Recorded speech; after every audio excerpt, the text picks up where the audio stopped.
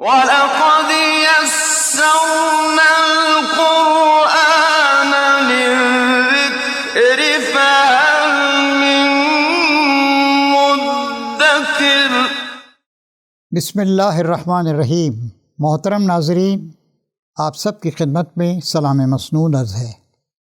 اللہ تعالیٰ نے قرآن مجید میں ارشاد فرمایا ہے، وَالَّذِينَ آتَيْنَاهُمُ الْكِتَابَ يَتْلُونَهُ حَقَّ تِلَاوَتِهِ، جن لوگوں کو ہم نے کتاب عطا فرمائی ہے وہ اس کی تلاوت کرتے ہیں جیسا کہ تلاوت کرنے کا حق ہے۔ اللہ تعالیٰ کا بہت بڑا احسان ہے کہ اس نے آدم علیہ السلام سے لے کر آخری نبی محمد صلی اللہ علیہ وسلم تک بے شمار پیغمبر بھیجے۔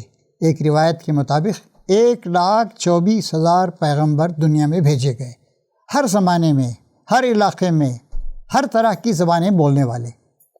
اور سب سے آخر میں اس نے سیدنا محمد صلی اللہ علیہ وسلم کو بھیجا، وَمَا أَرْسَلْنَاكَ إِلَّا كَافَّةً لِلنَّاسِ بَشِيرًا وَنَذِيرًا، ہم نے جو آپ کو بھیجا ہے تو دنیا جہان کے تمام لوگوں کے لیے بشارت دینے والا اور تنبیہ کرنے والا، وارننگ دینے والا بنا کر بھیجا ہے۔ اور ابھی جو میں نے آپ کے سامنے آیت پڑھی سورہ بقرہ، جو قرآن مجید کی 121ویں آیت ہے، اس میں اللہ نے یہ فرمایا ہے کہ جن لوگوں کو ہم نے کتاب عطا فرمائی ہے وہ اس کو پڑھتے ہیں جیسا کہ اس کو پڑھنے کا حق ہے۔ تو قرآن مجید ہمارے لیے کتاب ہدایت ہے، ہمارے لیے نور، روشنی ہے اور ہماری نجات کا ذریعہ ہے۔ تلاوت کے معنی ہم سمجھتے ہیں کہ بغیر سوچے سمجھے پڑھ لیا جائے۔ ٹھیک ہے، بغیر سوچے سمجھے پڑھنے کا بھی ثواب ہے کیونکہ اللہ کی کتاب ہے، اور چھوٹے بچوں کو تو ہم ظاہر ہے بہت زیادہ اس کے معنی وغیرہ نہیں بتا سکتے ہیں، لیکن قرآن مجید کا حق اسی وقت ادا ہوتا ہے جب ہم اس کو سمجھیں، سمجھ کر پڑھیں۔ تلاوت کے معنی بغیر سوچے سمجھے پڑھنے کے نہیں ہیں بلکہ پڑھنے کے ہیں۔ تو ہماری یہ ذمہ داری بنتی ہے کہ ہم قرآن مجید کی تلاوت کریں۔ آج زمانہ کچھ بدل گیا ہے۔ آج سے 25-50 سال پہلے آپ فجر کی نماز کے بعد جب مسلمانوں کے گھروں کے سامنے سے گزرتے تھے تو قرآن مجید کی روح پرور، روح کو گرما دینے والی، دلوں کو برما دینے والی آوازیں آیا کرتی تھیں، لیکن آج لوگوں نے قرآن شریف کے پڑھنے کو ترک کر دیا ہے۔ تو ہمیں اس بات کی کوشش کرنی چاہیے کہ ہم قرآن مجید کی روز تلاوت کریں۔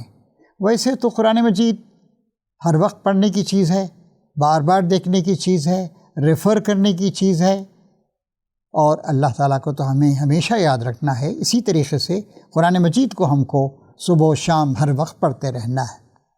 تو ایک بہت اچھا طریقہ یہ ہوگا، اور یہ جو ہم قرآن مجید کی تعلیم کو پھیلانے کا ہفتہ یا 15واڑہ منا رہے ہیں، 15 دن، اس میں ہمیں اس بات کا تہیہ کرنا چاہیے، پکا فیصلہ کرنا چاہیے، مصمم ارادہ کہ ہم روزانہ قرآن شریف پڑھیں گے۔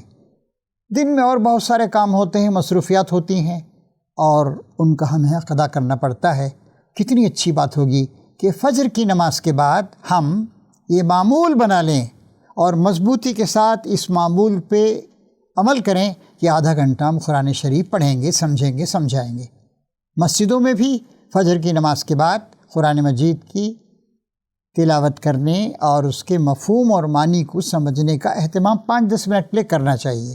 پھر گھر پہ جب لوگ واپس آ جائیں، شوہر، بیوی اور بچے سب بیٹھیں، اور کبھی کسی بچے سے پڑھوایا جائے، کبھی ماں پڑھے، کبھی باپ پڑھے، آدھا گھنٹہ کم سے کم قرآن شریف پڑھا جائے، سمجھا جائے، اور یہ تہیہ کیا جائے کہ ہم اس پر عمل کریں گے۔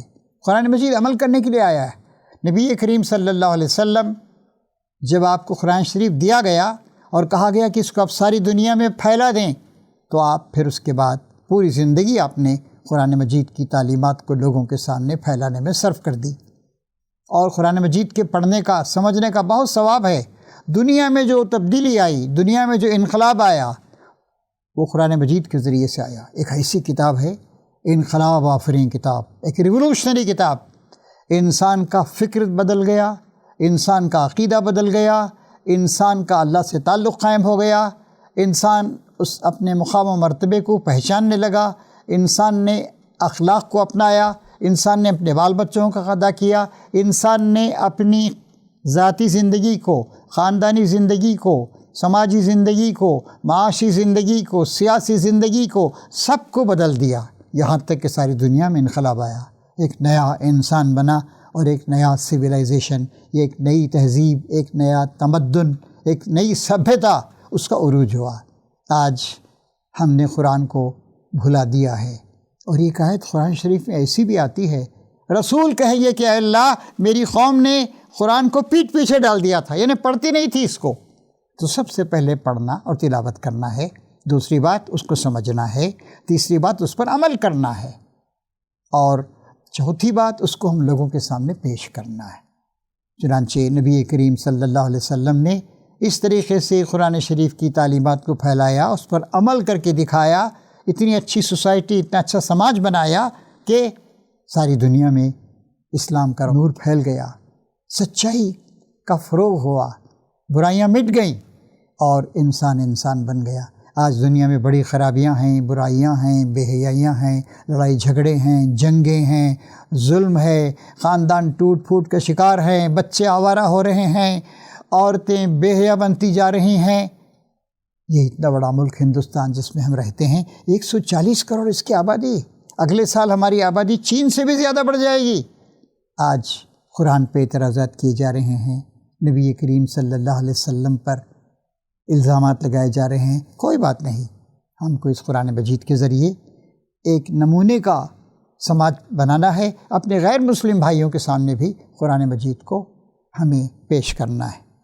ایک اور حدیث آتی ہے، جس نے قرآن شریف پڑھا، حفظ کیا، پھیلایا، اللہ تعالیٰ کہے گا قرآن شریف پڑھتے جاؤ اور جنت کے بلند سے بلند تر درجوں پہ چڑھتے چلے جاؤ، جہاں اس کی تلاوت ختم ہوگی، پڑھنا ختم ہوگا، اس درجے تک وہ پہنچ جائے گا۔ تو میرے دوستوں، بھائیوں اور بہنوں، بزرگوں، بزرگ خواتین، ہم سب اس بات کا تہیہ کریں کہ ہم روزانہ قرآن شریف پڑھیں گے۔ اللہ تعالیٰ اس قرآن مجید کو ہماری آنکھوں کا نور بنا دے، ہمارے دل کا سرور بنا دے اور ہماری زندگیوں کا رہنما بنا دے۔ وآخر دعوانا ان الحمد للہ رب العالمین۔